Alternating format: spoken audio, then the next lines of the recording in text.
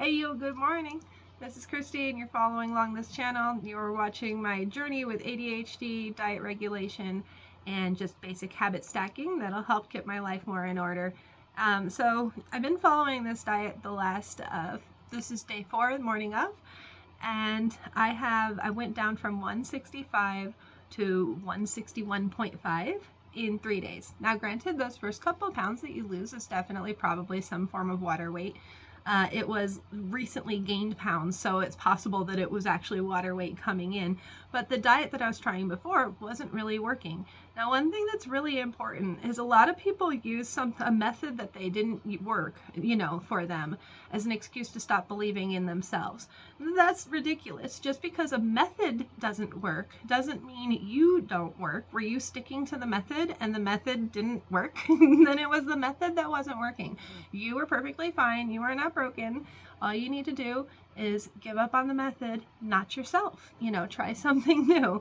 So my new method that is highly controversial is that I give myself 21 points of the day. This is not Weight Watchers. There's no book and broccoli's free or any kind of rule like that.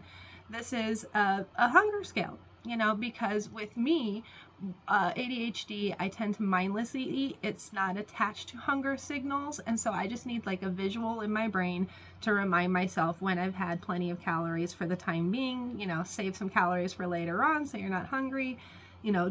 If you want to stay under your calories today, you probably should stay under these hunger cues. Now, this is actually, I like it better because it doesn't count calories, and specifically your body can get used to a stable amount of calories and it'll just lower its baseline.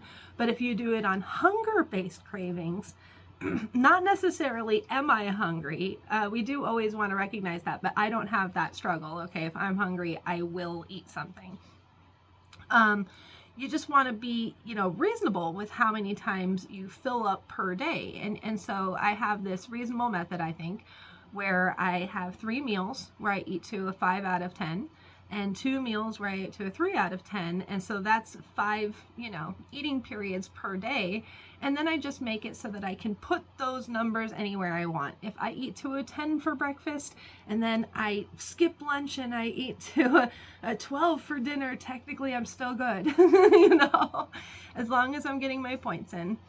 Now, I haven't really been able to get under the 21 points. I've been maxing my 21 points every single day, which I told myself I would do for the first few weeks, just to get into the habit, just to, just like when I start doing my calisthenics routines, I'll do the workouts, but not enough to get sore because I just want to get used to the routine so my brain doesn't hate me for making that decision. But a big reason why I'm not getting below 18 is because I forgot to mention how I calibrate some of the points. If I have like a fruit gummy or something, and it's like a whole strip, not like a little gummy bear, I count that as a point each time. So if I'm at like 19 points and I have 2 gummy snacks, that's it, you know what I mean? Also, another thing, I have not eaten today, but I still have a point. And that's because I forgot to mention, I drink mostly water, but this morning I'm drinking like a chocolate powder drink for like energy and stuff, and then it's got like some instant mushroom adaptogen kind of blended coffee mixed in with this. I'm going to go ahead and say this isn't calorie free. This isn't like a free pass thing.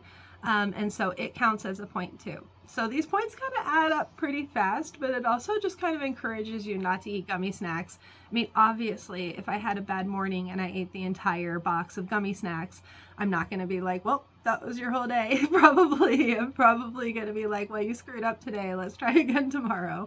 We want to be really reasonable and rational with ourselves when we're working in a program. And when you realize that weight loss requires you to have lowered cortisol, you really want to make sure that your methods don't stress you out. I've been quitting any kind of habit that stresses me out. That's one of the reasons why I quit smoking cigarettes.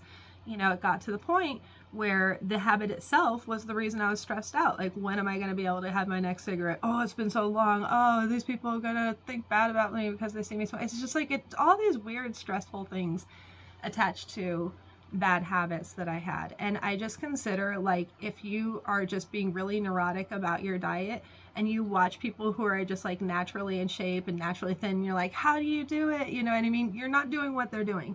If you're counting calories and setting timers and stuff like that, unless they are an absolute gym head, you know, because some of those guys really are very, very, very OCD about it. But they're bringing Tupperwares of you know, chicken breasts to the restaurant too. I'm trying not to do that. I want to have like a nice, normal life that I choose, where I just happen to also weigh the amount that I want to weigh. I want to have the tone that I want to have. I want to have my skin look the way that I want it to. You know, as I age gracefully through the rest of this life, you know, just for me, because it's fun. And I just want to keep reminding you, you know, we don't stop believing in ourselves just because something we were doing doesn't work. That has nothing to do with us. That's just, we made a decision. We're going to choose to make another decision and take our happy selves down that way. You know, somebody tells you, oh, that's not going to work because it didn't work for me. Well, that's real nice for you. I'm going to keep going on my way. You know, well, you know, the scale doesn't agree with you. It agrees with me. Yeah, that's okay. Plenty of people else agree with me. I want to try something else. That's fine. You know, we never get tired of getting up on the horse. Ever, ever, ever. And we give up on things, not people. People are very capable at all times. We can always, always, always have good excuses to believe in ourselves. And, you know, a good excuse to believe in yourself, just one, the fact that you tried before. The fact that you're disappointed in yourself, that it didn't work. That's your inner voice telling you that you're capable of more than this. And you're trying to tell yourself the truth. That yes, you are capable of more than this. Believe it. Cheers.